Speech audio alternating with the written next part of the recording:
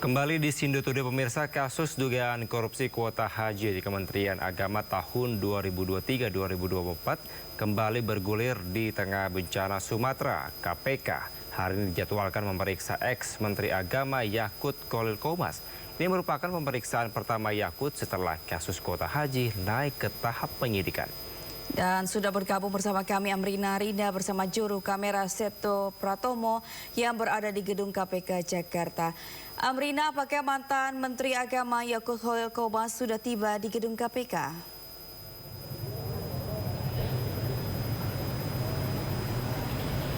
Iya Kevin dan juga Sabrina, sebelumnya memang dari pihak KPK sendiri telah mengkonfirmasi bahwa untuk surat pemeriksaan terhadap Yakut Khalil Qomas ini telah dikirimkan pada pekan lalu, dan dari pihak KPK memang telah mengonfirmasi bahwa akan melakukan pemeriksaan terhadap Yakut Khalil Qomas berkaitan dengan kasus dugaan korupsi pembagian kuota haji pada pekan ini ataupun juga dalam waktu dekat. Namun apakah memang jadi pemeriksaan tersebut dilakukan pada hari ini ataupun juga tidak, ini pun juga kami masih menunggu konfirmasi dari KPK begitu ya, dan kami pun juga hingga saat ini masih bersama dengan rekan-rekan media yang lain begitu ya, menunggu kedatangan dari Yakut Khalil Qomas untuk memberikan keterangan berkaitan dengan perkara yang menjeratnya, apakah nanti ia akan datang atau dari hari ini ataupun juga tidak.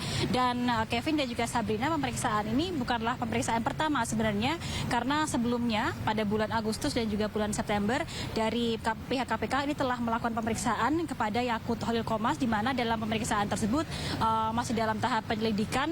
Dari pihak KPK memberikan pertanyaan terhadap Yakut berkaitan dengan bagaimana skema pembagian kuota haji, lalu juga siapa saja pihak-pihak yang terlibat, dan juga apakah kemungkinan ada aliran dana yang mengalir ataupun juga tidak. Dan pemeriksaan yang akan dilakukan dalam waktu dekat ini adalah pemeriksaan yang dilakukan oleh KPK setelah adanya proses penyidikan dimulai berkaitan dengan kasus dugaan korupsi pembagian kuota haji.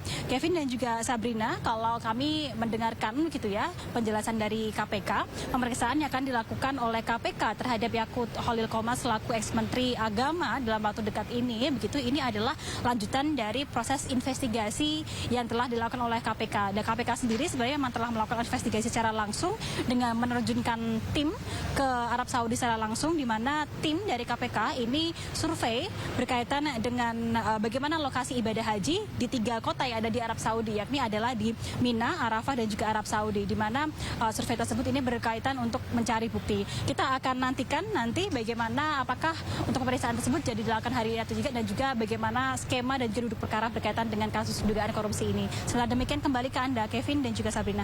Baik, terima kasih Amrina Rida melaporkan langsung dari gedung KPK Jakarta. Selamat kembali bertugas.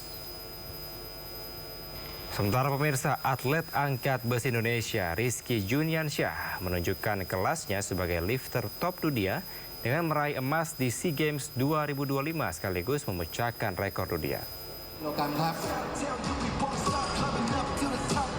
จากประเทศอินโดนีเซียยกครั้งที่1นักกีฬาคนต่อไปหมายเลข3ครับ Atlet angkat besi Indonesia Rizky Juniansyah menunjukkan kelasnya sebagai lifter top dunia di SEA Games 2025. Bertanding di Chonburi, Thailand, Rizky turun pada nomor 79 kg putra.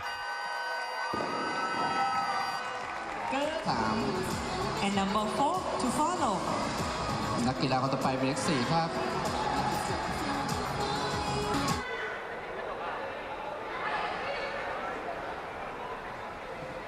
Rizky mencatatkan angkatan 160 kg di snatch.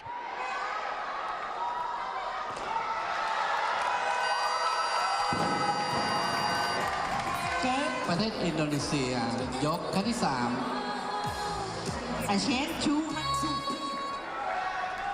Lalu Rizky dengan superior berhasil mengangkat beban 205 kg di clean and jerk. Sehingga secara keseluruhan atlet berusia 22 tahun itu mengangkat 365 kg. Tidak hanya itu, angkatan clean and jerk dan total angkatannya membuat Rizky mencetak rekor dunia.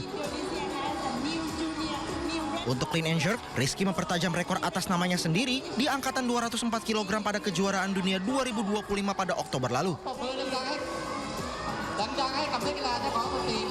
Sedangkan untuk total angkatan, Rizky berhasil menggeser catatan lifter asal Mesir Abdel Rahman Younes dengan 362 kg. Dengan emas ini, Rizky berarti melanjutkan hasil positifnya di kancah Asia Tenggara usai meraih medali emas pada SEA Games 2023 lalu di nomor 73 kg. Indonesia meraih medali emas pada cabang olahraga wushu di SEA Games 2025. Tim Merah Putih menyabet 2 medali emas di nomor Changchuan, Jiangsu, dan Jiangsu serta nomor Tuilian tangan kosong.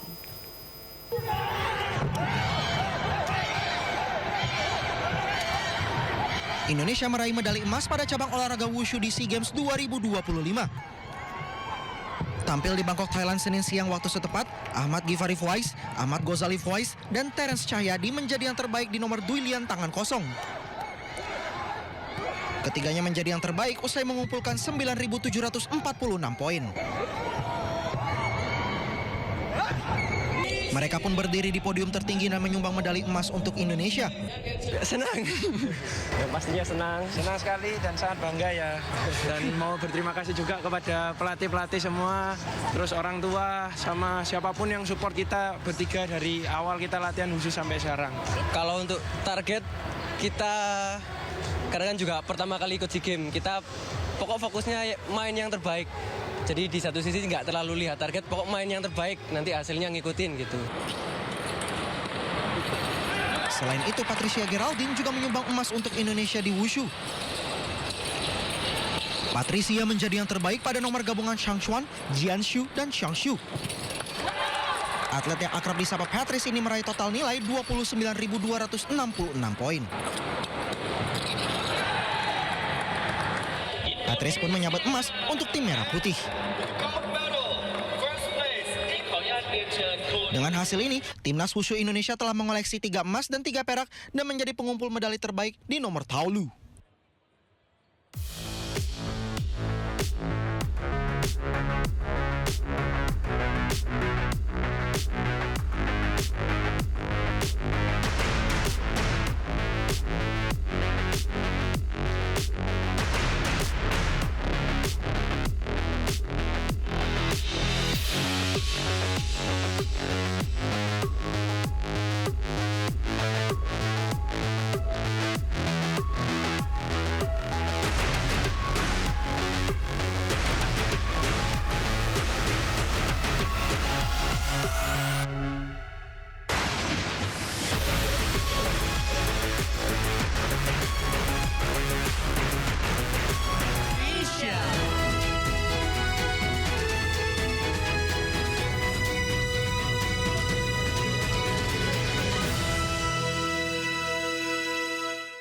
Pemirsa, polisi menangkap Resbob alias Muhammad Adimas Firdaus, seorang streamer YouTube yang diduga melontarkan penghinaan bernada sara. Ya, pelaku ditangkap di Semarang dan dibawa ke Mapolda Jawa Barat untuk pemeriksaan.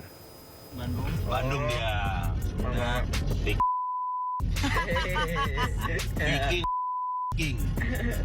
Kata-kata hari ini, Pak. Dari potongan rekaman video live streaming, streamer YouTube bernama Muhammad Adimas Firdaus alias Resbob menyatakan kata-kata sara terhadap suku Sunda serta supporter bola. Selain itu, si perekam juga mentertawakan hinaan tersebut. Akibat video viral tersebut, warganet asal suku Sunda geram meminta polisi untuk memproses dan menangkap pemilik akun Resbob karena menyatakan ujaran kebencian terhadap suku Sunda. Setelah diselidiki, pelaku ditangkap polisi di Semarang, Jawa Tengah. Kemudian diterbangkan ke Jakarta untuk menjalani pemeriksaan di Polda Jawa Barat. Pelaku tiba di Bandara Internasional Soekarno-Hatta, Tangerang, Banten, Senin malam dengan dikawal di Ditres Cyber Polda Jawa Barat. Polisi telah memeriksa 2 orang diduga turut membantu pelaku hingga kabur ke sejumlah kota. Sementara terduga pelaku menyampaikan permohonan maaf kepada masyarakat, khususnya warga Sunda, Jawa Barat. Cukup membuat gaduh di media sosial yang mana ada konten videonya pada saat streamer di YouTube itu mengucapkan menyebutkan atau menghina salah satu suku, berpindah-pindah kota dari mulai Surabaya, kemudian ke Surakarta, dan terakhir kita tangkap di Semarang. Saya menyesali perbuatan saya tidak akan mengulanginya kembali.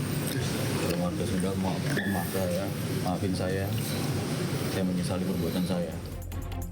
Akibat perbuatannya, pelaku terancam pasal 28 ayat 2 Undang-Undang ITE dengan ancaman 6 tahun penjara. Dari Tangerang, Banten, Hasnugara, iNews melaporkan.